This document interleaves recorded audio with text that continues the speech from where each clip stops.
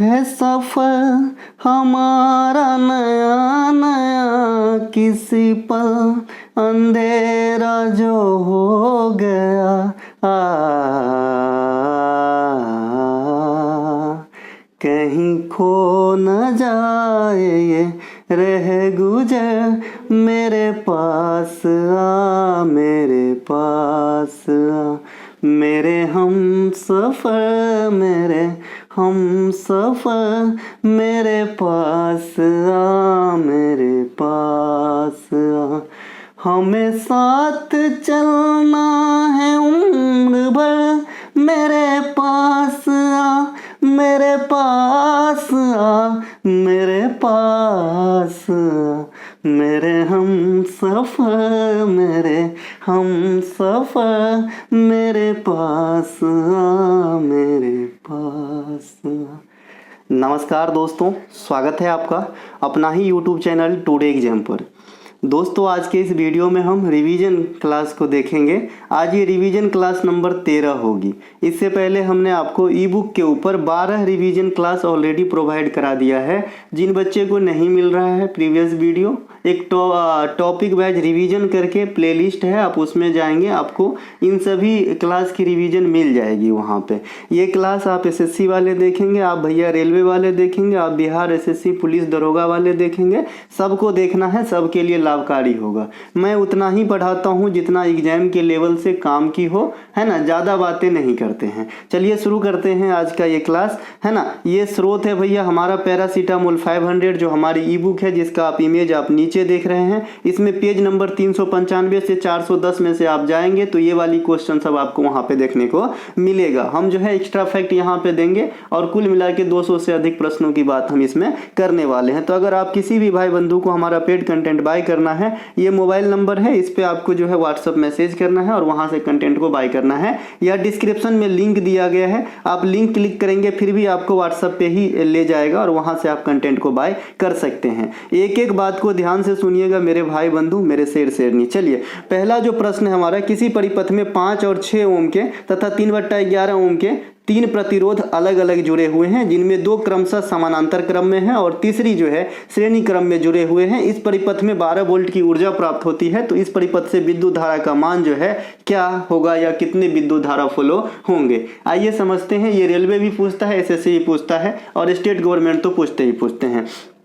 देखिए, अब सीधा सीधा फंडा है कि आपको ओम का नियम याद होना चाहिए, साथ ही साथ दोनों कंडीशन जो मैंने बता रखा है वो भी आपको याद होना चाहिए। ओम का नियम क्या कहता है कि अचर ताप पर किसी चालक के सिरों के बीच का विभवांतर उसमें प्रवाहित धारा के सीधे समानुपाती होता है। अर्थात अगर इसे समीकरण में हम डालते हैं तो V बराबर IR होता है मेरे भाई मेरे बंधु। देखिए, V बराबर यहाँ पे वोल्टता से है, जो यहाँ पे आपको 12 दिख रहा है। I का मतलब करंट से है, यानी एम्पियर में जिसे हम मापते हैं, अमीटर से मापते हैं। और R का मतलब रेसिस्टेंस है, प्रतिरोध है, जो रुकावट पैदा करता है करंट को फॉलो होने में। इसे ही प्रतिरोध कहते हैं, रुकावट कहते हैं या रेजिस्टेंस कहते हैं। ठीक है मेरे भाई, तो ये आपका हो गया, सूत्र हो गया। अब इस सूत्र के प्रयोग करते हुए हम इस न्यूमेरिकल को सॉल्व करेंगे। तो आइए सुनिए।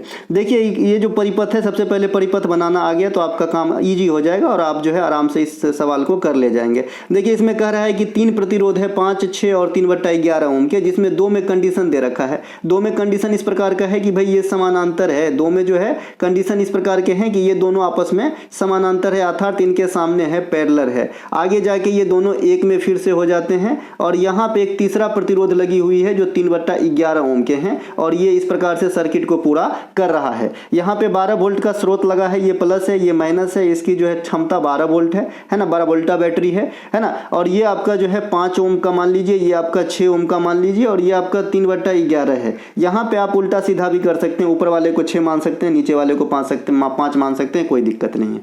देखिए, मैंने आपको बता रखा है कि जब समतुल्य रेसिस्टेंस निकालना हो, कई सारे रेसिस्टेंस अगर सीरीज में हो तो कैसे निकालते हैं। तो सीरीज में अगर मान लीजिए तो R फाइनल निकालने के लिए R1 + R2 सिंपल सी जोड़ देते हैं, है ना। अगर सीरीज में होता तो यहाँ पे हमको समानांतर गुण से पहले इसको सॉल्व करना है, फिर सीरीज वाले गुण से जितना मान निकलेगा उनके साथ 3/11 का संक्रिया करना होगा, है ना। और तब हम ओम के नियम वाला फॉर्मूला में रख के इस न्यूमेरिकल को सॉल्व करेंगे। तो सबसे पहले समानांतर वाला क्या होता है भाई, मैंने बताया है कि 1/R फाइनल बराबर बराबर 1/r1 प्लस 1/r2 करेंगे। तो यहाँ पे दो समान अंतर कह रहा है, अगर 3 होता तो r3 भी कर लेते हैं। तो 1/rf बराबर क्या हो जाएगा, 1/5 प्लस 1/6 है ना भैया। तो 6 और 5 का एलसीएम कितना होता है 30, ऊपर में करेंगे 6 5 11 हो जाएगा। आपका जो गणित हमसे बेटर जरूर है ना। तो 11/30 हो जाएगा 1/rf का मान। तो यहाँ से अगर दोनों समीकरण को हम पलट देंगे तो rf का वैल्यू कितना आ जाएगा 30/11, यानी इन दोनों का जो समतुल्य प्रतिरोध निकला वो निकला 30/11 ओम है ना।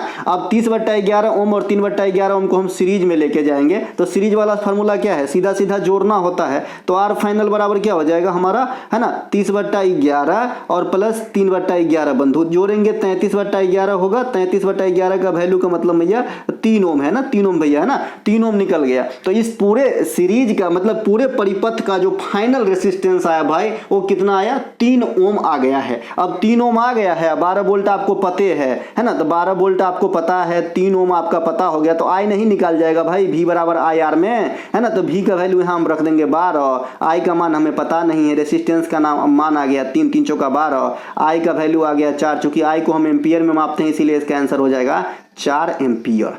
जिसको समझ में आया ताली बजाए, जिसको समझ में नहीं आए तो एक बार और फिर से रिमाइंड करके देख लीजिए, समझ में आ जाएगी। ठीक है मेरे भाई, हम चलते हैं आगे। इसके अलावा राजकोषीय घाटा निकालने के लिए प्राथमिक घाटा में क्या जोड़ा जाता है। अब देखिए ये इकोनॉमिक्स का सवाल है कि भाई राजकोषीय घाटा अगर आपको निकालना है तो प्रारंभिक घाटा में आप क्या जोड़ेंगे या प्राथमिक घाटा में आप क्या जोड़ेंगे। इस प्रकार के कल या परसों ही मैंने आपको सूत्र दिया था, जिस प्रकार से cos square theta plus sin square theta equal to 1 और 1 minus cos square theta equal to sin square theta, या 1 minus sin square theta equal to cos square theta, या 1 minus cos square theta root under बराबर हो जाएगा sin theta. ठीक है, तो उसी प्रकार से एक ही सूत्र के कई सारे सूत्र आप जैसे बनाते हो, वैसे ही इकोनॉमिक्स में भी जो सूत्र है एक ही सूत्र का अगर आपने अच्छे से याद रख लिया और उल्टा पुल्टा एक समान न करके आपने इस पे तोड़ तोड़ के अलग अलग सूत्र बना लिया तो आपको एग्जाम में काफी चीज इजी हो जाती है। जैसे यहाँ पे पूछा है राजकोषीय घाटा, मैंने आपको बताया था कि भाई प्राथमिक घाटा बराबर क्या होता है, प्राथमिक घाटा बराबर क्या होता है फिस्कल डिफिसिट, यानी राजकोषीय घाटा माइनस ब्याज भुगतान। ठीक है, यहाँ पे मैंने यहाँ पे फिर से लिख देता हूँ, जो प्राथमिक घाटा है या फिर प्राइमरी कह सकते हैं, प्राइमरी डिफिसिट कह सकते हैं। तो जो प्राथमिक घाटा है इसका सूत्र होता है राजकोषीय घाटा या फिजिकल डिफिसिट, इसे ही कहते हैं अंग्रेजी में राजकोषीय घाटा।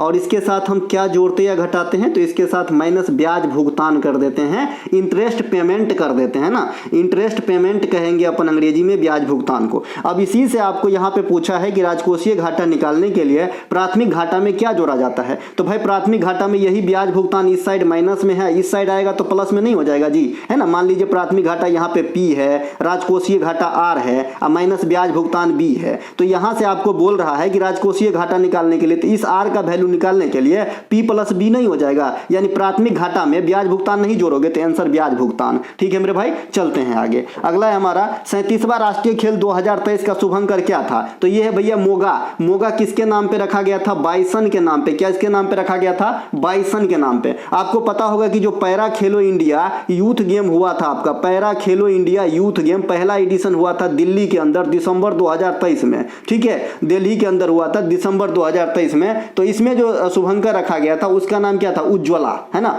उज्ज्वला नाम था। और ये उज्ज्वला नाम किससे लिया गया था, तो गोरैया के नाम से लिया गया था। ठीक है, ये भी क्वेश्चन आपके एग्जाम में पूछे जाएंगे।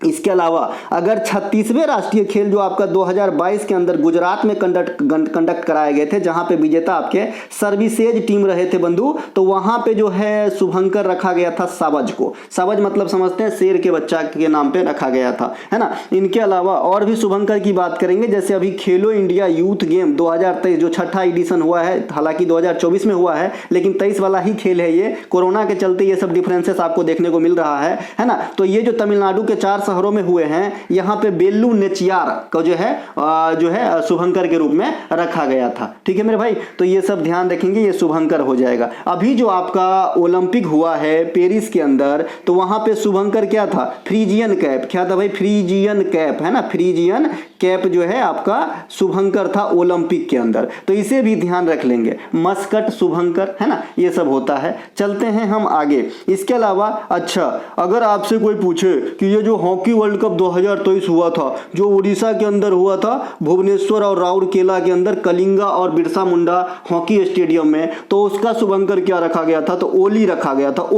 ओली कछुआ के नाम पे रखा गया था। जैसा कि आप सभी जानते हैं कि ओलिव रिडले कछुआ जो है वो इंडिया में उड़ीसा में बहुत ज्यादा पाया जाता है, रसिकुला तट है ना, इस प्रकार से ध्यान रखेंगे। इनके अलावा भुगतान और निपटान प्रणाली अधिनियम कब आई थी? देखिए ये भी इकोनॉमिक्स के सवाल हो जाएंगे कि भुगतान और निपटान प्रणाली कब आए थे। तो ये जो भुगतान और निपटान प्रणाली है ना मेरे भाई, ये 2007 में आया था। कब आया था भाई? 2007 में आया था भुगतान और निपटान प्रणाली। एक आपसे पूछा जाता है मेरे भाई FRBM है ना, जो आपका रिस्पॉन्सिबिलिटी बजट मैनेजमेंट नहीं है क्या, प्रबंधन है ना, तो ये जो FRBM है ये कब आया था? तो ये बंधु 2003 में आया था। कब आया था? 2003 में आया था। एक मुद्रा जो स्कीम है ये कब आया था, ये आपसे पूछ रहा है एग्जामिनर, तो 2015 में आया था। ये कुछ एक बातें हैं जो आपके ईस्वी के साथ एग्जामिनर डिमांड करते हैं। जैसे एक और आपसे पूछा जाता है और बहुत पूछा जाता है, जनधन योजना भी पूछे जाते हैं वैसे तो 2014 में, लेकिन किसान सम्मान निधि योजना सबसे ज्यादा ईस्वी डिमांड करता है। 2019 में स्टार्ट हुआ था गोरखपुर से। 3 किस्तों में किसानों को जो है राशि दी जाती है और साल में 6,000 रुपये दी जाती है, 2-2 हजार रुपये 4-4 महीने के अंतराल पे उनके जनधन खाता में। तो ये कुछ एक ईस्वी वाला जो है आपके सामने रख दिया हूं। बाद बाकी ईस्वी रेलवे वाले सूचना का अधिकार पूछते हैं कब आया? 2005 में आया। 86वां संविधान संशोधन जो शिक्षा से संबंधित है ये कब आया? तो 2002 में आया है ना। तो ये कुछ ईस्वी वाले चीज है जो अपने अंदर आपके सामने अपने सामने जो प्रकट हुए और हमें पढ़ के एग्जाम पास करने होते हैं। चलते हैं आगे। इनके अलावा कलारीपट्टू जो मार्शल आर्ट का फॉर्म है का शाब्दिक अर्थ क्या होता है? आप जानते हैं कलारीपट्टू कहाँ का मार्शल आर्ट है? कोई बच्चा? कलारीपट्टू साउथ इंडिया की मार्शल आर्ट है, विशेषकर ये केरल इत्यादि क्षेत्र में देखे जाते हैं। इसका अर्थ होता है अखाड़ा। अखाड़ा रंग भूमि है ना, अखाड़ा कहिए या रंग भूमि कहिए, इसे ही होता है भैया अखाड़ा होता है, या फिर खलियान कह देते हैं इसे, खेत खलियान वाला खलियान हो है ना, तो अखाड़ा या खलियान होता है कलारीपट्टू का अर्थ। ये आपका केरल का मार्शल आर्ट फॉर्म के जैसा है। अब आते हैं मार्शल आर्ट फॉर्म। देखिए लाठी, ये लाठी आपको पश्चिम बंगाल में मार्शल आर्ट के फॉर्म के रूप में नजर आएंगे। एक है भैया गतका। गतका आपको पंजाब के अंदर जो है मार्शल आर्ट फॉर्म में नजर आएंगे। एक है आपका भाई थांगटा। थांगटा आपके मणिपुर के अंदर मार्शल आर्ट के फॉर्म में नजर आएंगे। तो इस प्रकार के कुछ मार्शल आर्ट हैं जिसे आपको ध्यान रखना है। अभी बहुत चर्चा का विषय सिंबलम्बम। सिंबलम्बम है ना, हर हर बम बम वाला सिंबलम्बम, ये आपके तमिलनाडु के मार्शल आर्ट हैं जो इस बार के खेलो इंडिया यूथ गेम 2024 के अंदर प्रदर्शनी खेल के तौर पे रखा गया था। ये जो है आपका मेडल कैडर में नहीं रखा गया था, ध्यान रखिएगा। प्रदर्शनी के तौर पे रखना और मेडल के तौर पे रखना बहुत ज्यादा फर्क है। प्रदर्शनी के तौर पे जस्ट हम परिचित करवा रहे हैं और मेडल के तौर पे उसमें इवेंट ऑर्गेनाइज करके उसमें मेडल दिए जाते हैं। ठीक है मेरे भाई, चलते हैं हम आगे।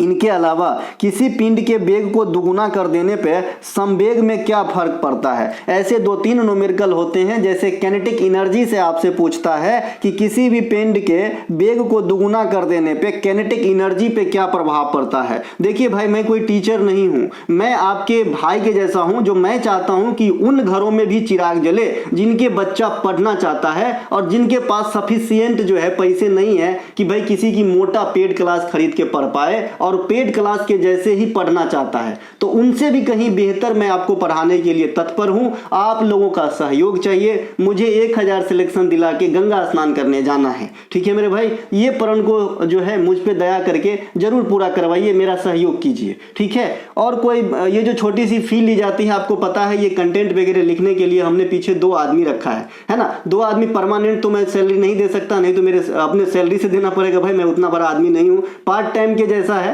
ना। तो ये जो खर्च वर्च होते हैं ना इधर निकालने के लिए ही छोटी सी फी ले जाती हो। आप क्या चाहते हो कि मैं बहुत ज्यादा कमाता हूँ? जी नहीं, इसकी कमाई से मुझे ना बिल्डिंग नहीं बनवाना है। प्रभु ने खाने पीने भर का जो है हमें दे दिया है एक स्रोत, मैं उसमें खुश हूँ। ठीक है मेरे भाई, चलिए आने वाले समय में अगर मैं एप्लीकेशन वगैरह भी बनाता हूँ तो मैं आपको जवान देता हूँ कि मैं पेड के जैसा 499 399 में क्लास नहीं बेचूंगा। वही दाम रहेगी जितना जो है एक कंटेंट का मैं फी वसूली करता हूँ। ठीक है भाई, एकदम जुबान देता हूँ मैं इस बात को। ठीक है, अब जो बच्चे हवाबाजी ही समझते हैं, क्योंकि इस दुनिया में अगर बहुत अच्छे भी हो जाओ तो लोग या तो बेवकूफ़ समझते हैं या समझते हैं अरे खसकेला है, ठीक है। तो मैं वही सही भाई, लेकिन मैं हूँ सही, जो मैं बोल रहा हूँ वही हूँ मैं, ठीक है। चलिए, कैनेटिक एनर्जी, ये कैनेटिक एनर्जी क्या होता है ना, गतिज ऊर्जा 1/2 mv² होता है। क्या होता है? 1/2 mv² होता है। अब mv² में आप लोग पहचान गए होंगे, m का मतलब होता है भाई मास, m का मतलब क्या होता है? मास होता है, द्रव्यमान होता है। और द्रव्यमान वाला चंद्रमा वाला क्वेश्चन हमेशा आज भी पूछा जाता है, पृथ्वी और चंद्रमा के द्रव्यमान और भार को रिलेट करके। मैंने रेलवे क्लास में अच्छे से समझा दिया है ना, कोई बच्चा नहीं भूला होगा।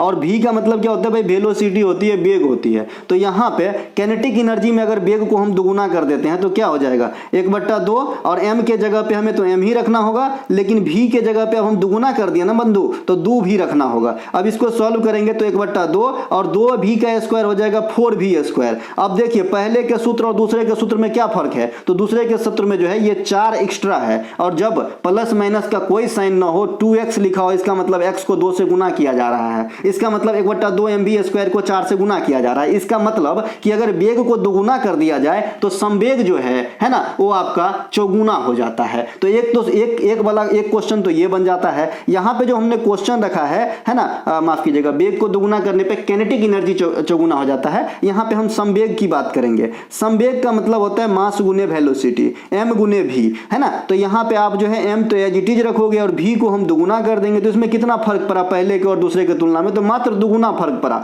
अर्थात अगर वेग को आप 1000 गुना बढ़ा दोगे तो संवेग भी 1000 गुना ही बढ़ेगा, इसमें कोई डिफरेंस नहीं होगा। हम चलते हैं आगे। इनके अलावा वैज्ञानिक सोच, मानवतावाद और जांच और सुधार की भावना का विकास करना क्या होगा, है ना। वैज्ञानिक सोच, मानवतावाद और जांच और सुधार की भावना का विकास करना संविधान के किस भाग में है? तो ये भाग 4A में है। अब भाग 4A क्या कहता है मेरे प्रिय भाई, है ना, ये है आपका मौलिक अधिकार दोस्त, है ना। क्या है भाई? माफ कीजिएगा, मौलिक कर्तव्य है ना, मौलिक कर्तव्य है, मौलिक कर्तव्य है। मौलिक कर्तव्य संविधान में कब आया? क्या इनिशियल संविधान का हिस्सा था? तो जी नहीं। तो कब आया? 42वां संविधान संशोधन के द्वारा आया था। ये ईस्वी कब था भाई? 1976 था, है ना। कौन सी समिति कार्यरत थे? स्वर्ण सिंह समिति, SSS, है ना, स्वर्ण सिंह समिति। यहाँ पे समिति को अगर अंग्रेजी में लिखना चाहे तो SSC हो जाता है, सिर्फ स्वर्ण सिंह कमेटी, है ना। तो स्वर्ण सिंह समिति की अनुशंसा पे आया था। अब ये जो स्वर्ण सिंह समिति है, ये कितने प्रकार के मौलिक कर्तव्य जोड़ने को कहे थे? 8 प्रकार के। लेकिन उस समय जोड़े कितने गए? 10 प्रकार के। अभी कितने प्रकार के हैं? 11 प्रकार के। 11वां मौलिक कर्तव्य कब आया? मैंने पहले क्वेश्चन के साथ बताया था, 86वां संविधान संशोधन 2002 में आया। तो ये मौलिक कर्तव्य है। अब जो ये मौलिक कर्तव्य है, ये आर्टिकल कहाँ से कहाँ तक है? तो आर्टिकल 51 के A के विभिन्न ब्रांच है 11, इसी में जो है संलग्न है, ठीक है मेरे भाई। और इन 11 मौलिक कर्तव्य को मैं कम से कम 11,000 बार आपको बता चुका होऊंगा। इनके अलावा जो मौलिक कर्तव्य है, ये रसिया के संविधान से प्रेरित है। तो ये सब बात आपको ध्यान रखना है, ठीक है। चलते हैं हम आगे। अब मौलिक कर्तव्य में शुरुआती और लास्ट के तो ऐसे ही आपको याद होगा। शुरुआती का मैंने बताया है 51 के A के अगर 1 की बात करें तो इसमें होता है कि भाई हमारे देश की जो राष्ट्रीय गान है, राष्ट्रीय गीत है ना, जो है इनको हम सम्मान करेंगे, पालन करेंगे, आदर करेंगे। और जो सबसे नीचे वाला है ना, 11 के A के 11, वो शिक्षा से संबंधित है, सबसे बाद में जुड़ा है 2002 में। तो ऐसा ही पता है कि 6 से 14 वर्ष तक के बच्चों के लिए शिक्षा का अरेंजमेंट करवाना उनके अभिभावक, माता पिता या पेरेंट्स का कर्तव्य होगा। हम चलते हैं आगे।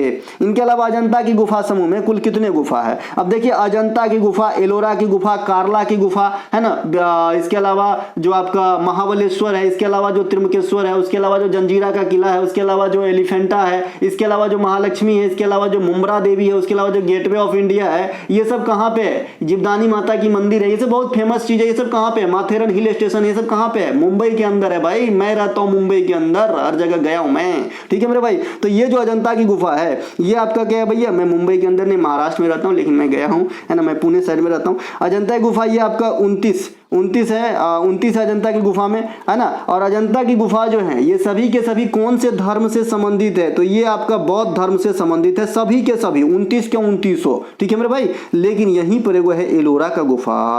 इसमें कितने गुफा है मेरे भाई? तो 34 गुफा है। किसमें? 34 गुफा है एलोरा की गुफा में। ये आपको बौद्ध को भी रिलेट करता है, ये आपको जैन को भी रिलेट करता है, और ये आपको ब्राह्मण कहिए या फिर आप हिंदू कहिए, ठीक है। तो इन तीनों को रिलेट करता है। एक्चुअली ये तीनों हिंदू ही है, लेकिन क्या है कि भाई आपको पहचानने के लिए बौद्ध धर्म, जैन धर्म और हिंदू धर्म मैंने तीनों बता दिया है, यानी ये तीनों से ताल्लुकात रखते हैं एलोरा की गुफा। और अजंता की गुफा जो है ये ओनली बौद्ध धर्म से संबंधित माफ कीजिए, अजंता की गुफा जो है ओनली बौद्ध धर्म से संबंधित है। एक मैंने और कौन सा गुफा बताया भाई, कार्ला की गुफा और माथेरन हिल स्टेशन, ये दोनों ज्यादा पूछा जाता है। चलते हैं आगे। अच्छा, गुफा की बात आ गई है तो भाई यहाँ पे है ना बोरा की गुफा, बोरा की गुफा, बोरा है ना, बोरा होता है ना चीनी का बोरा, तो बोरा का गुफा कहाँ पे है, ये है अरकू घाटी में। और अरकू घाटी कहाँ पे है, अरकू घाटी, अरकू घाटी आपके रहेंगे कहाँ पे, ये रहेंगे आपके आंध्र प्रदेश में। और जो पूर्वी घाट की सबसे ऊंची चोटी है जिंदगरहा, ये जिंदगरहा कहाँ पे है, तो ये अरकू घाटी में है। ठीक है भाई, तो चीजों को रिलेट करना ही सिखाते आया हूँ आज तक, आप भी रिलेट करना सीखिए, काम आसान होगी।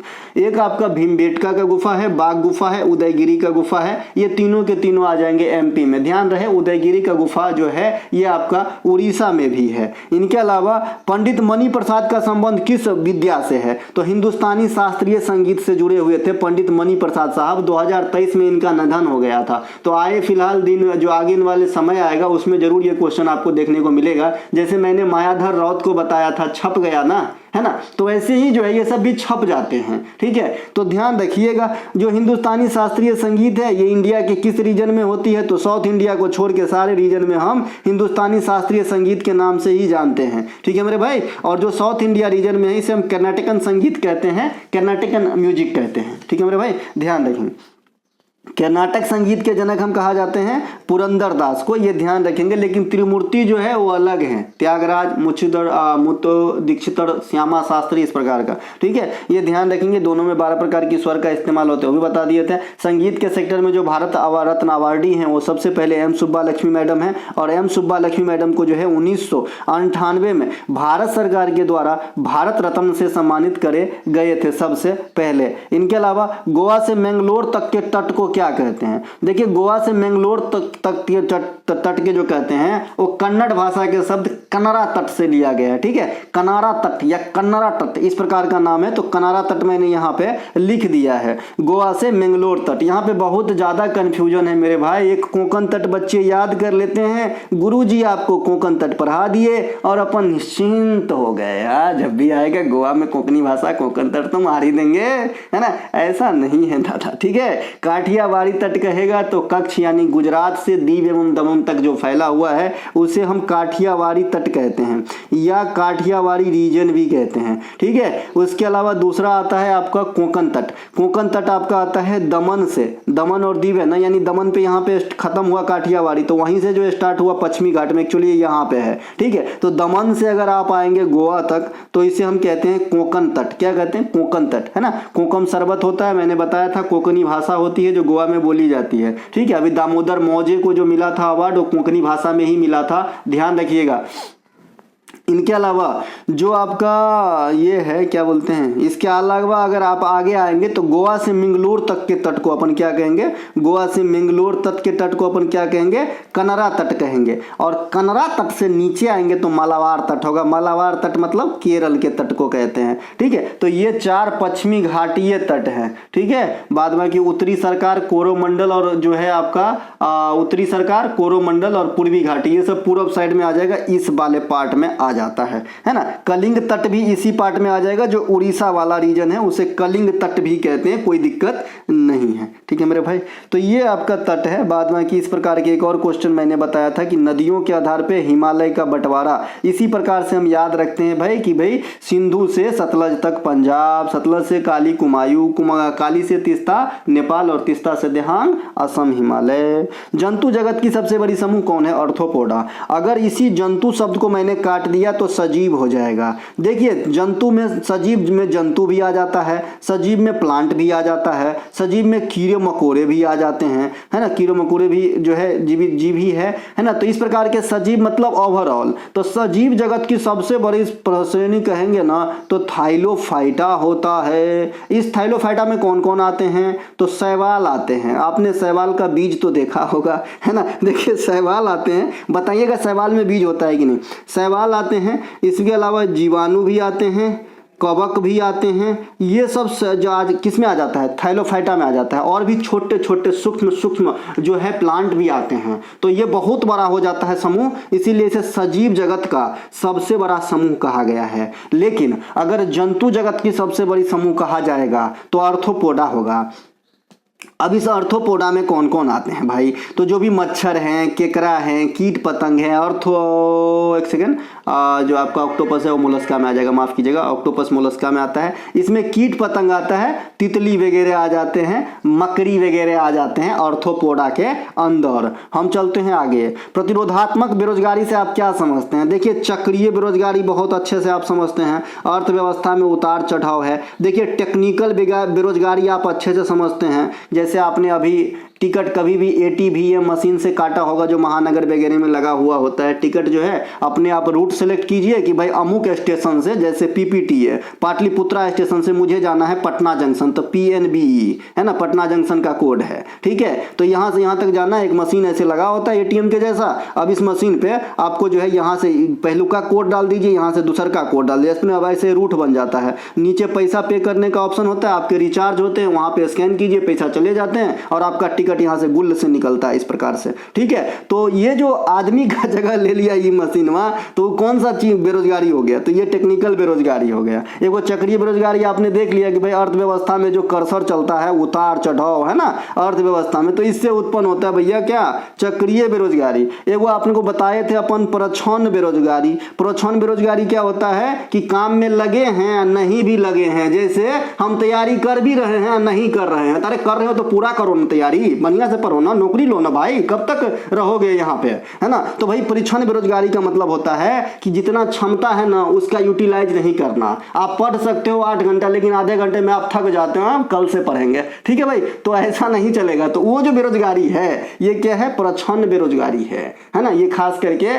खेतीहर इलाके में भी होते हैं, गाँव घर में। और मौसमी बेरोजगारी भी खास करके गाँव घर में होता है, कृषि सेक्टर में, कि भाई एक ऐसा समय आता है कि कोई काम नहीं होता, दिलान में ताश खेलते रहते हैं, तो मौसमी बेरोजगारी है, ठीक है भाई। कोई बुरा मत मानना भाई, समझाने की हमारी थोड़ी यूनिक स्टाइल है ताकि आपको याद रह जाए, ठीक है। चलते हैं आगे। पश्चिमी विक्षोभ की उपज कौन सी सागर है भाई, भूमध्य सागर। ये भूमध्य सागर और नील नदी में कोई रिलेशन स्थापित करके बताए, जिनके दिमाग यादें चल रहे हो। देखिए रिलेशन ऐसे स्थापित करते हैं हम कि ये नील नदी है, ये नील नदी ये दुनिया की सबसे लॉन्गेस्ट रिवर है ना, सबसे लॉन्गेस्ट रिवर है। और ये लॉन्गेस्ट रिवर जो है निकलता तो आपको कहाँ से है, ये विक्टोरिया झील से निकलता है ना, विक्टोरिया झील से निकलती है ना। और गिरता कहाँ पे है, तो ये भूमध्य सागर में गिर जाता है। तो ये आपका जो है नील नदी और भूमध्य सागर के बीच में रिलेशन है। देखिए पश्चिमी विक्षोभ जो है ये भूमध्य सागर में उत्पन्न होता है, और भी जगह होता है, लेकिन ये जो है बहुधा अपन यूज करते हैं क्योंकि यहाँ ज्यादा प्रभाव यहीं से उत्पन्न होती है। पश्चिमी विक्षोभ जो है ये आपका भारत के जो उत्तरी पश्चिमी स्टेट है ना, वहां पे आपको शीतकाल में वर्षा कराती है, यानी ये पंजाब हरियाणा वाला क्षेत्र में, ठीक है। इनके अलावा हम चलते हैं आगे। अच्छा, भूमध्य सागर और लाल सागर को अपन जोड़ देते हैं किससे, सुएज कनाल से जोड़ देते हैं ना, सुएज कनाल से जोड़ देते हैं। तो ये बात भी आपको ध्यान रखना है। इनके अलावा नेशनल रिमोट सेंसिंग का जो है कहाँ पे स्थित है, मुख्यालय कह लीजिए या फिर आपको जो मानना है मानिए भाई, मतलब ये वाला संस्था जो है ये कहाँ पे है, कौन सा भाई, नेशनल रिमोट सेंसिंग एजेंसी। अगर इसको शॉर्ट फॉर्म में ढाले तो NRSC होता है, नेशनल रिमोट सेंसिंग सेंटर कह सकते हैं, है ना। तो सेंटर होगा जी, हाँ, एजेंसी का क्या होता है, सेंटर होगा। चलिए यहाँ पे सेंटर NRSC होता है, एकदम फिक्स है भाई, यही होता है भाई, है ना। तो ये जो है आपके हैदराबाद में है। एक इसी प्रकार से अगर आप इसको हिंदी करेंगे तो रिमोट का होता है सुदूर, मतलब दूरवर्ती इलाका, जहां पे आसानी से आप नहीं पहुंच सकते हो। आपने वोकैब में जरूर याद किया होगा कि भाई रिमोट मतलब सिर्फ टीवी का रिमोट नहीं होता है कि कार्टून चला दिया तुरंत मैक्स चला दिया तुरंत कपिल शर्मा, ऐसा नहीं चलेगा। इस रिमोट का मतलब होता है दूरवर्ती इलाका, जहां पे आप आसानी से नहीं पहुंच सकते हैं, है ना।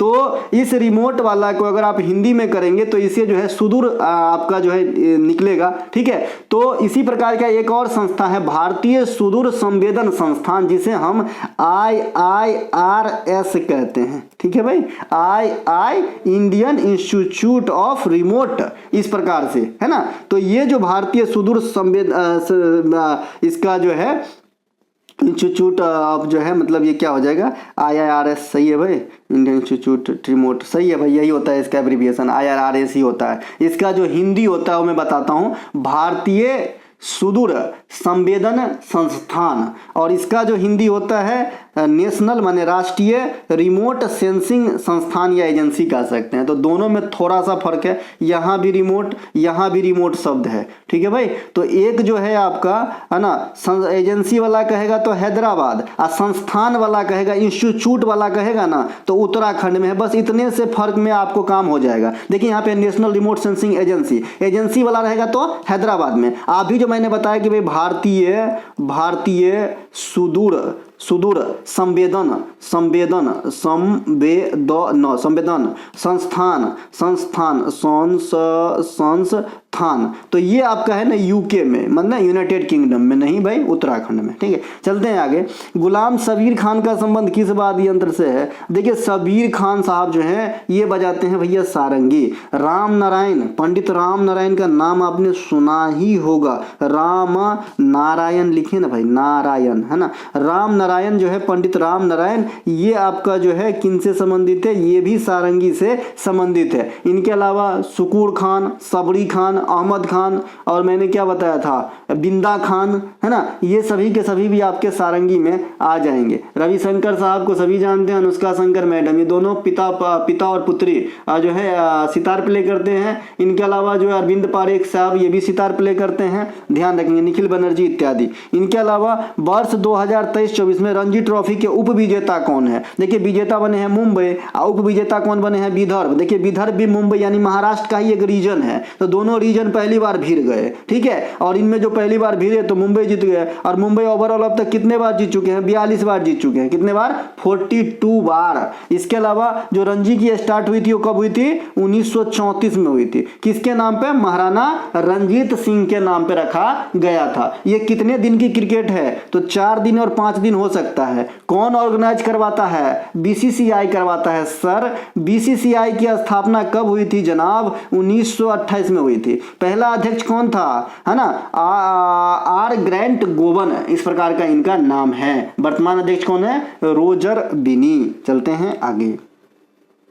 लाल किला के प्रांगण में जवाहरलाल नेहरू ने अब तक कितनी बार झंडा फहराए हैं? तो 17 बार झंडा फहराए हैं। अभी भी जवाहरलाल नेहरू साहब के जो कार्यकाल हैं उसकी बराबरी मोदी साहब नहीं किए हैं, मतलब उतने दिन तक प्राइम मिनिस्टर नहीं रहे हैं। अब अगला कार्यकाल अगर एक बार और आ जाते हैं ना, 5 या 15 2 17, ठीक है, तो अगला कार्यकाल अगर एक बार और जीत जाते हैं तब शायद बराबरी कर पाए, ठीक है मेरे भाई। तो ध्यान रखेंगे, आज भी क्वेश्चन आता है कि सबसे लंबे समय तक प्रधानमंत्री के रूप में सर्व करने वाले कौन सा प्राइम मिनिस्टर है? तो प्रथम प्राइम मिनिस्टर पंडित जवाहरलाल नेहरू, ठीक है। इनके अलावा पंडित जवाहरलाल नेहरू से डिस्कवरी ऑफ इंडिया किताब का नाम आपने सुना होगा, है ना, कि भाई भारत की खोज पंडित जवाहरलाल नेहरू। पंडित जवाहरलाल नेहरू से आपने सुना होगा कि जो PSU कंपनी है, पब्लिक सेक्टर अंडरटेकिंग, इसे आधुनिक भारत में इन्होंने मंदिर का संज्ञा दिए थे।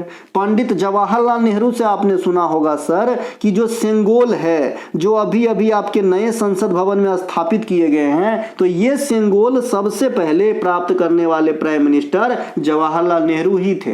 लगा 440 वोल्ट की करंट, है ना। चलते हैं आगे। इनके अलावा जवाहरलाल नेहरू साहब से एक क्वेश्चन और आता है कि जब 1947 के अंदर हमें आजादी मिली तो लाल किला के किस गेट पे जो है झंडा फहराया गया था? तो लाल किला के पश्चिमी गेट अर्थात लाहौरी गेट पे जो है झंडा फहराया गया था। लाल किला में झंडा 15 अगस्त को जो है PM फहराते हैं, और जो आपका सूचना राजपथ के पास है ना, वो गणतंत्र दिवस के अवसर पे आपका प्रेसिडेंट साहब के द्वारा झंडा वाला कार्यक्रम करी जाती है। तो ये भी एक थोड़ा सा डिफरेंस है, ध्यान रखेंगे। इनके अलावा ए सूटेबल गर्ल के लेखक लेखिका कौन है? ए सूटेबल गर्ल के लेखक है विक्रम सेठ। विक्रम सेठ जो है a suitable girl, a suitable boy के लेखक भी है। एक किताब का नाम है बंधु ए अनसुटेबल बॉय, अनसुटेबल, अनसुटेबल, इस प्रकार से चूंकि यू आ जाएगा, वोवेल साउंड आ जाएगा तो एन का इस्तेमाल होगा, इसीलिए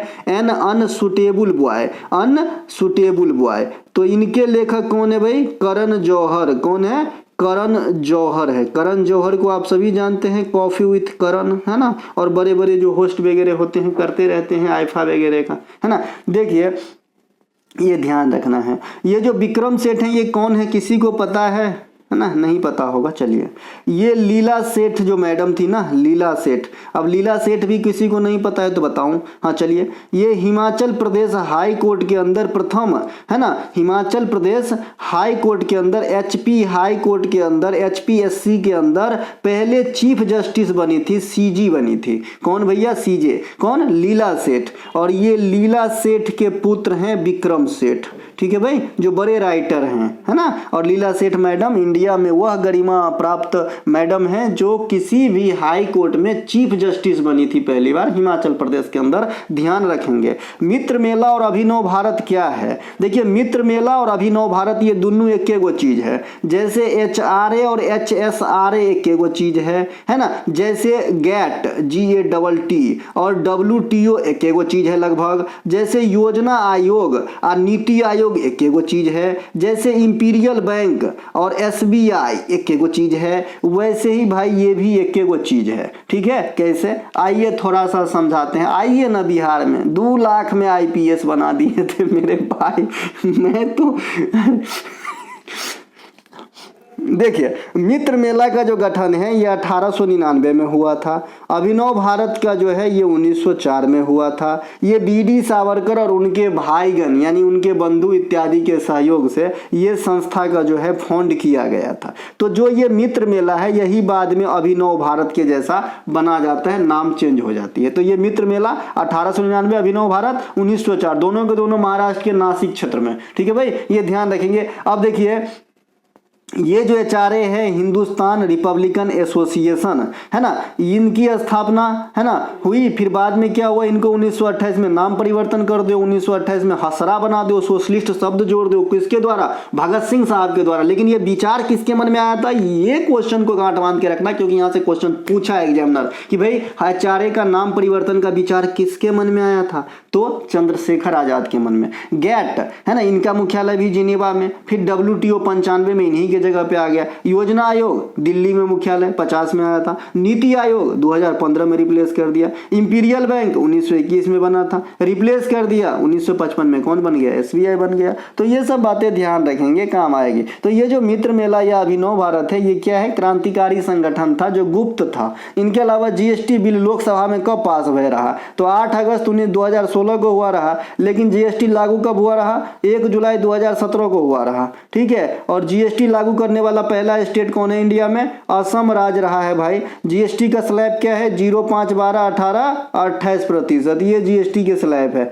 इनके अलावा अभी देखिए सोना चांदी पे GST का रेट कम कर दिया था तो सोना का भाव घट गया ना जी, अब फिर वो बढ़ गया है, क्योंकि शादी विवाह का समय आ रहा है। आप लोग भी जल्दी जल्दी नौकरी कर लीजिए, आपका भी शादी हो जाए, ठीक है मेरे भाई। चलते हैं आगे। तो ये हो गया GST। अब GST वाला संशोधन पूछता है तो 101वां होता है। अब GST वाला संशोधन विधेयक पूछता है तो 122वां होता है।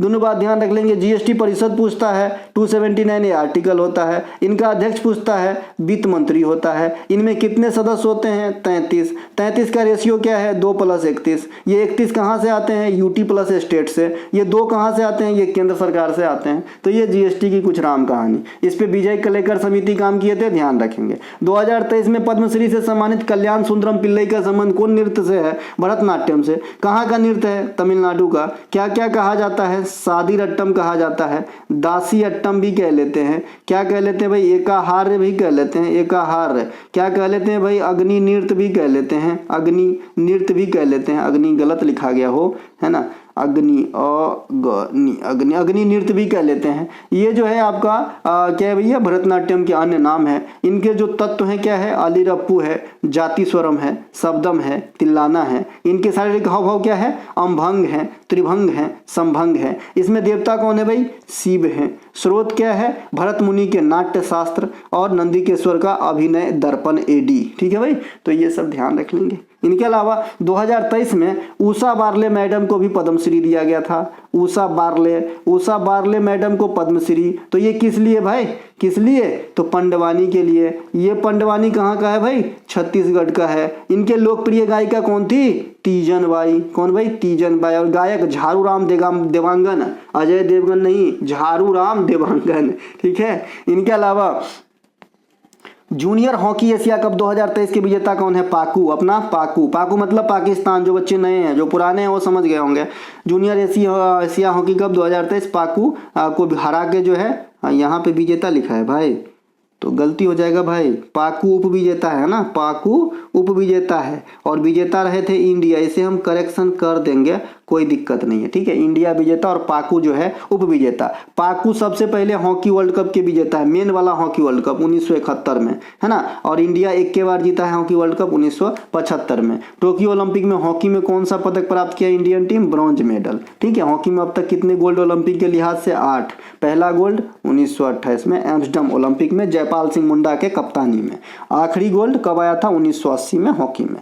MICR में कितने डिजिट होते हैं? MICR आपने बैंकिंग ट्रांसफर में देखा होगा, MICR IFSC कोड रहता है। तो जो MICR होता है ना, उसमें आपको रहता है भाई 9 गो रहता है, 9 गो। अगर इसका फुल फॉर्म पूछेंगे तो मैग्नेटिक इंक कैरेक्टर रिकॉग्निशन।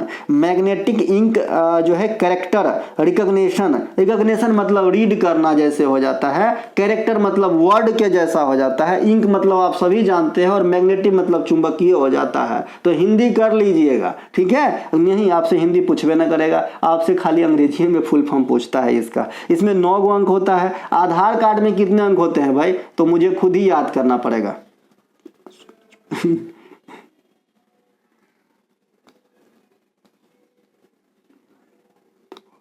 3 2 5 6 9 तो 12 गो होता है। कितना होता है भाई? 12 गो होता है। ठीक है भाई, ये 12 गो होगा। इनके अलावा जो है 12 गो हो गया। इनके अलावा जो है आपका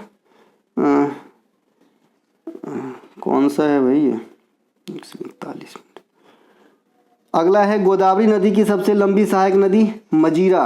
कौन है भाई? मजीरा। ये गोदावरी नदी कहाँ से निकलती है? अच्छा, पैन कार्ड में भी याद रखिएगा भाई। पैन कार्ड में जो है ना, क्या होता है?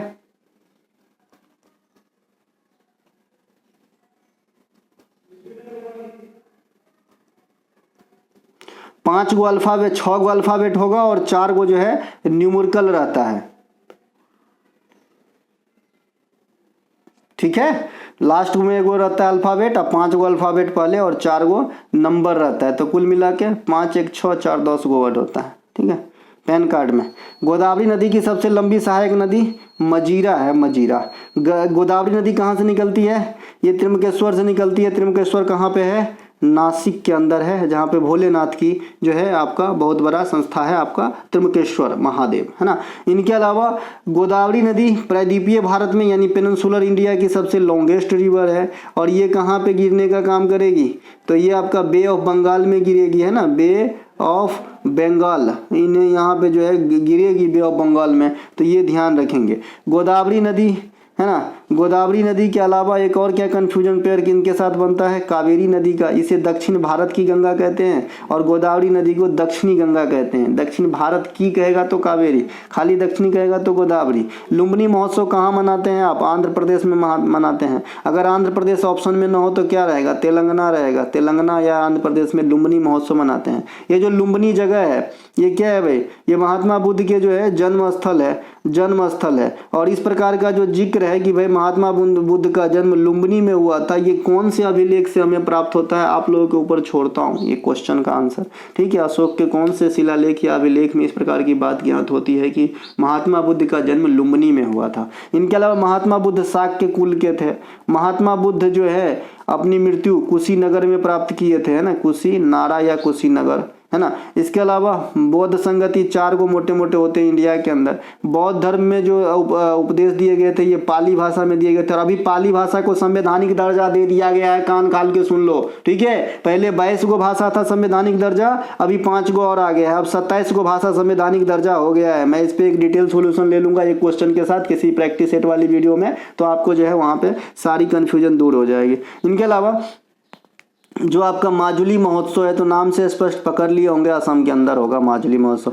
हम्पी महोत्सव नाम से स्पष्ट है, कर्नाटक के अंदर होगा, है ना, हम्पी महोत्सव, है ना, इसे ध्यान रख लेंगे। लोक रंग महोत्सव, लोक रंग महोत्सव ये एमपी के अंदर होता है। कहाँ पे होता है? एमपी के अंदर होता है। इनके अलावा सावित्रीबाई फुले किशोरी समृद्धि योजना कौन राज्य में? झारखंड में चलता है। झारखंड में फिर मुख्यमंत्री कौन बन गए हैं? तो हेमंत सोरेन बन गए हैं। ध्यान रखेंगे, झारखंड में अबुआ आवास योजना काफी पॉपुलर है। अबुआ आवास योजना, अबुआ आवास योजना, है ना, जैसे उड़ीसा के अंदर मोघर योजना है, मोघर योजना है उड़ीसा के अंदर, वैसे अबुआ आवास योजना झारखंड के अंदर चलती है। झारखंड। एस उप कक्षा में अधिकतम कितने इलेक्ट्रॉन होते हैं? तो अधिकतम 2 होगा, है ना।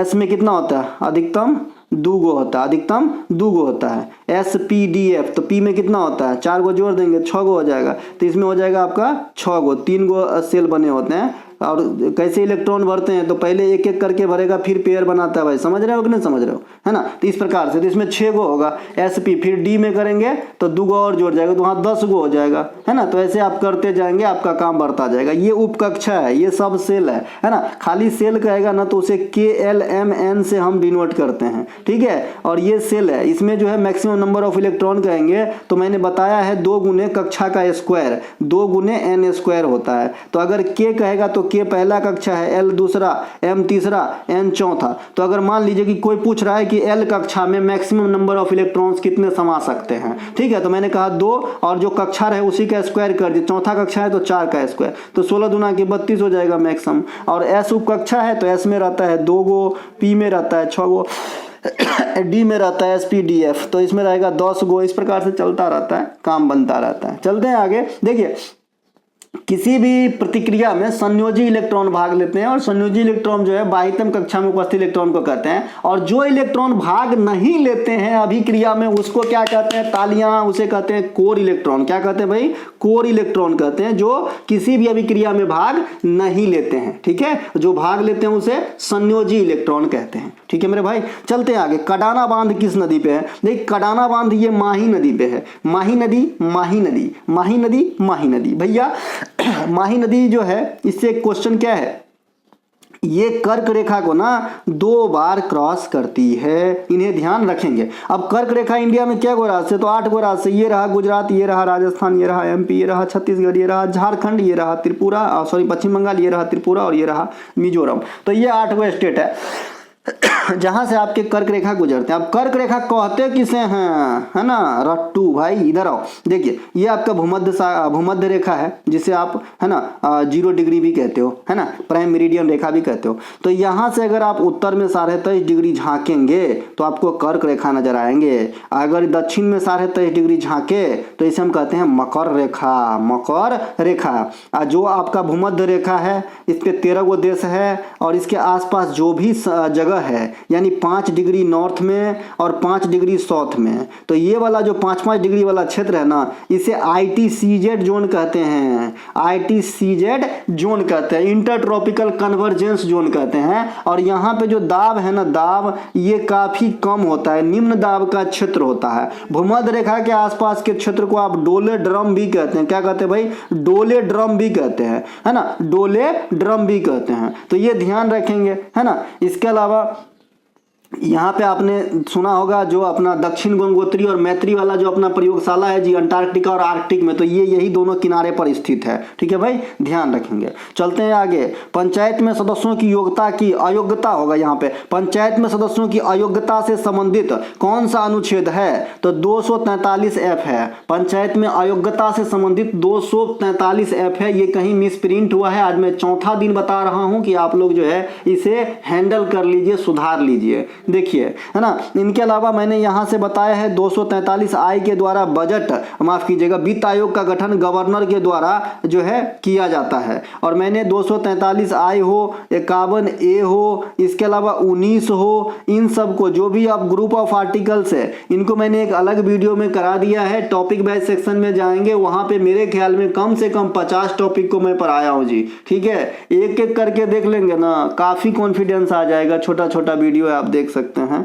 इनके अलावा दक्षिणी चीन सागर किस महासागर का पुत्र है? देखिए मैंने खुद लिखा है, ऐसा क्वेश्चन नहीं होता है। पुत्र मतलब भाग यहाँ पे लिख सकते हैं, लेकिन समझने के लिए दक्षिणी चीन सागर प्रशांत महासागर का बेटा है। देखिए दक्षिणी चीन सागर दुनिया में सबसे बड़े सागर हैं। सबसे बड़े समुद्र कहेगा तो दक्षिणी चीन सागर, और सबसे बड़े महासागर कहेगा तो प्रशांत महासागर, सबसे गहरा महासागर कहेगा तो प्रशांत महासागर, सबसे बड़ा भी कहेगा तो प्रशांत महासागर। तो ये प्रशांत महासागर है, ठीक है। और सबसे बड़ा सागर दक्षिणी चीन सागर है ना।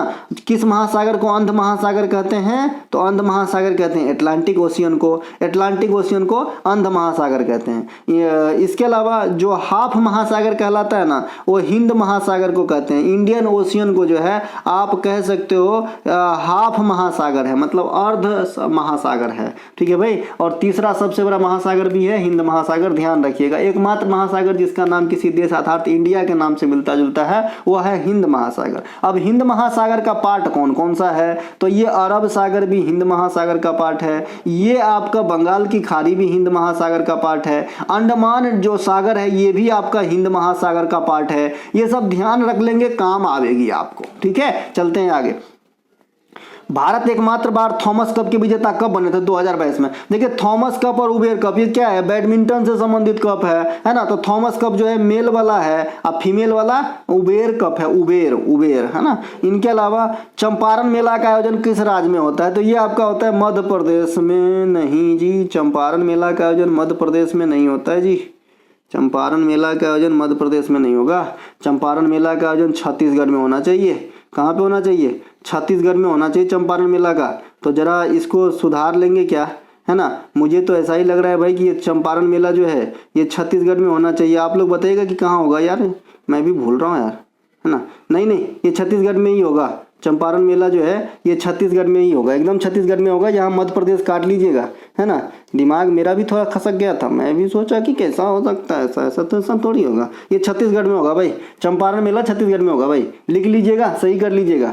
चंपारण मेला, चंपारण जगह है, बिहार में है चंपारण जगह। और चंपारण को अपन चंपारण सत्याग्रह से जानते हैं जो 1917 में हुआ था। अफ्रीका से लौटने के बाद गांधी जी का पहला सत्याग्रह।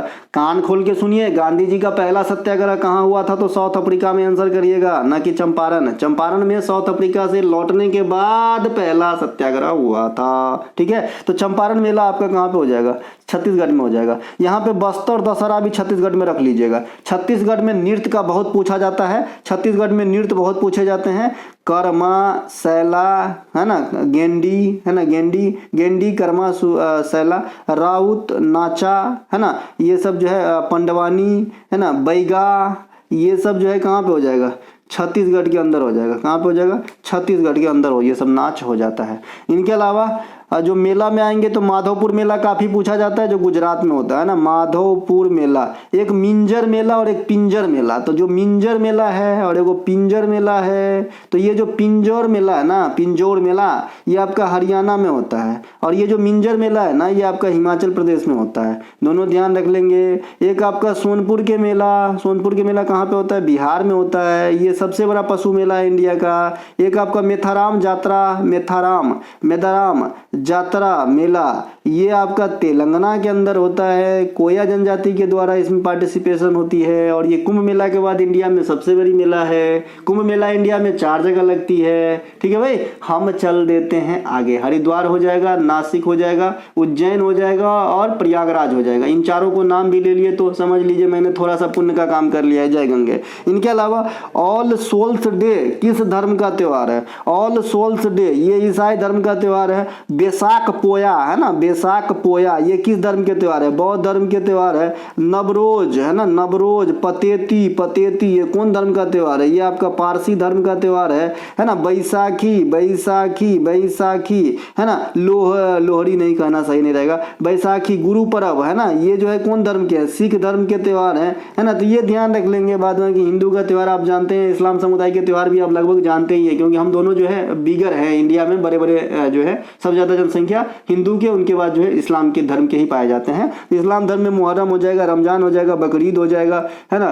और और ये मुझे भी इस्लाम धर्म में इतने त्यौहार का नाम याद नहीं होते हैं, है ना, क्योंकि वहाँ पे उर्दू लफ्ज़ होता है और उर्दू लफ्ज़ सीखने के लिए थोड़ी बहुत तो जानकारी होनी चाहिए, है ना, जो उर्दू की मुझ में समझ नहीं है इतना, है ना। तो यहाँ पे मुहर्रम, बकरीद और रमज़ान का महीना होता है और मुझे भी नहीं आता है इतना इस्लाम धर्म में। हिंदू धर्म में दिवाली, होली और भी जो भी होते हैं, दिवाली, होली, दुर्गा पूजा, रामनवमी, मकर संक्रांति, नववर्ष के जो भी अलग अलग राज्यों में अलग अलग नाम हैं वो सब, है ना। इनके अलावा कौन सा त्यौहार कौन महीना में होता है हम जल्द ही प्रकट होंगे किसी वीडियो में, ठीक है, तो बने रहिएगा। अब ईसाई धर्म में आते हैं तो यहाँ पे ईस्टर होता है, ईस्टर भी होता है। यहाँ पे आपका गुड फ्राइडे होता है और आपका क्रिसमस होता है। तो 3 गो ये मेजर है और एगो अपना ऑल सोल्स डे हो गया। एगो सागा दावा त्यौहार का नाम आपने सुना होगा, सागा दावा, लोसार, लोसांग, ये सब बौद्ध धर्म के त्यौहार है, ये भी ध्यान रखेंगे, ठीक है। तो हम चलते हैं आगे, ठीक है। देखिए भाई, इस बात से भी आपको पता चल रहा होगा कि मैं सीधे बोल देता हूँ कि इससे ज़्यादा तो मुझे भी नहीं आता है ना। तो जो है सो एक्चुअल है भाई, ठीक है। अब देखिए, मैंने अभी कहा कि भाई इस्लाम धर्म में इस त्यौहार का नाम मुझे भी पता नहीं है, क्योंकि मुझे उर्दू की समझ नहीं है ना। तो अगर मैं कभी सुना भी तो मुझे ज़्यादा दिन याद नहीं रख पाता, ठीक है। तो इसमें कोई बुराई नहीं है, सीखने की जो उम्र है कभी भी कम ना, मतलब पुराना नहीं होता। कभी भी आदमी 80 साल की उम्र में भी आदमी सीख सकता है और मैं उसी में से एक हूँ, ठीक है। कुतुब मीनार की ऊंचाई कितनी होती है? 73 होती है कुतुब मीनार की बात कर लेते हैं। यहाँ पे कुतुब मीनार कहाँ पे है? दिल्ली के अंदर है। कौन नींव रखा था? ऐबक ने नींव रखा था। बनवाया कौन था? इल्तुतमिश ने बनवाया था। फिरोज शाह तुगलक जो है ऊपर का फ्लोर बनवाया था, ठीक है। कौन सा? कुतुब मीनार के। कुतुब मीनार के पास जो है इसे कुब्बतुल इस्लाम मस्जिद है, ये बात भी आपसे पूछा जाता है। इसके अलावा जो हुमायूं का मकबरा है उसका निर्माण कौन करवाया था? हाजी बेगम, ये भी पूछा जाता है ना। कुतुबुद्दीन ऐबक गुलाम वंश, ममलूक वंश या इलवारी वंश के फाउंडर है। कुतुबुद्दीन ऐबक की मृत्यु पूछा जाता है 1210 में घोरासन गिर के, और गुलाम वंश को फाउंड किए थे 1206 में। 2.5 दिन का झोपड़ा बनवाए थे अजमेर में, है ना। इनके अलावा राजस्व व्यय में क्या क्या शामिल किया जाता है? तो ब्याज पर भुगतान जो है ये आपके राजस्व व्यय में शामिल किए जाते हैं, इन्हें ध्यान रख लेंगे। इनके अलावा जो रेवेन्यू रिसिप्ट है, जो आपका राजस्व व्यय हो जाएगा और एक राजस्व प्राप्तियाँ हो जाएगा, इनमें क्या क्या शामिल किया जाता है मैं अच्छे से आपको समझा दिया हूँ। तो अगर हम रेवेन्यू एक्सपेंडिचर यानी जो आपका राजस्व व्यय है इसमें क्या क्या शामिल किया जाता है, तो इसमें जो है पेंशन, मैंने क्या बताया था उस दिन, पेंशन हो जाएगा, सैलरी हो जाएगा किसी भी कर्मचारी वगैरह की। इस दिन मैंने क्या बताया था कि इस वाला यानी राजस्व व्यय में वैसे चीज़ को शामिल किया जाता है जिसमें कोई नए चीज़ का सृजन नहीं किया जा रहा हो, यानी परिसंपत्तियां जो है, जैसे कोई बिल्डिंग वगैरह नहीं बनाई जा रही है। जैसे सैलरी मुझे सरकार दे रही है तो मैं कौन सा बिल्डिंग बना दे रहा हूँ भाई, एक सेवा कर रहा हूँ, उतना ही चीज़ है ना। तो ऐसे चीज़ जिसमें कोई नया चीज़ नया चीज़ ना आ रहा हो तो उसे हम राजस्व व्यय के अंतर्गत रखते हैं। सब्सिडी रख देंगे, पेंशन रख देंगे, सैलरी रख देंगे, है ना। ब्याज पर भुगतान भी रखते हैं। अगर किसी चीज़ में जो इंट्रांस वगैरह निकल के स्कॉलरशिप वगैरह दी जाती है तो उसमें उसको भी हम इसी में रखते हैं, राजस्व व्यय के अंदर ही रखते हैं स्कॉलरशिप वगैरह को, ठीक है। और एक आपका होता है राजस्व प्राप्तियां, उसमें काफ़ी चीज़ जो है हम रखते हैं, ठीक है। चलते हैं हम आगे है ही नहीं, आगे क्वेश्चन है ही नहीं। मेरे त्याग का फल तब मिलेगा जब आप सफल होंगे, यही हमारी जो है इच्छा है। तो भैया आप अच्छे से पढ़िए और आप सफल बनिए। मेरे साथ साथ अपने माता पिता के लिए खुशियाँ खरीदिए। खुशियाँ, इससे बड़ा आप खुशी क्या दे सकते हैं? आप सफल हो जाएंगे। पेरेंट्स की उम्र सीधे जो है 5 साल इंक्रीज हो जाता है मेरे भाई, 5 साल इंक्रीज हो जाता है, क्योंकि एक अच्छी लाइफ व्यतीत करने के लिए इंटरनल खुशी बहुत ज़रूरी है। और ये आप किस रूप में गिफ्ट दोगे? सफल होके दोगे अपने पेरेंट्स को। इससे बड़ी गिफ्ट और कुछ भी नहीं होगी, ठीक है मेरे भाई। तो चलिए सफल बनिए, पढ़िए लिखिए, माता जी इस रास्ते में आपको मदद करें, आप सफल बने, और आपके साथ तो मैं हूँ ही, ठीक है। तो मिलेंगे हम अगले वीडियो में, तब तक के लिए जय हिंद। कितने बच्चे सीजीएल मेंस के लिए अलग से भी क्लास चाहते हैं इतने सारे कंटेंट के अलावा, आप लोग मुझे कमेंट कीजिएगा, हम कुछ ना कुछ अरेंज कराएंगे एक न्यूनतम फी में, है ना। तो मिलेंगे हम अगले वीडियो में। जय हिंद। हमारा कोई सा भी कंटेंट चाहिए डिस्क्रिप्शन में लिंक है, आप लोग बाय कर सकते हैं व्हाट्सएप मैसेज के थ्रू।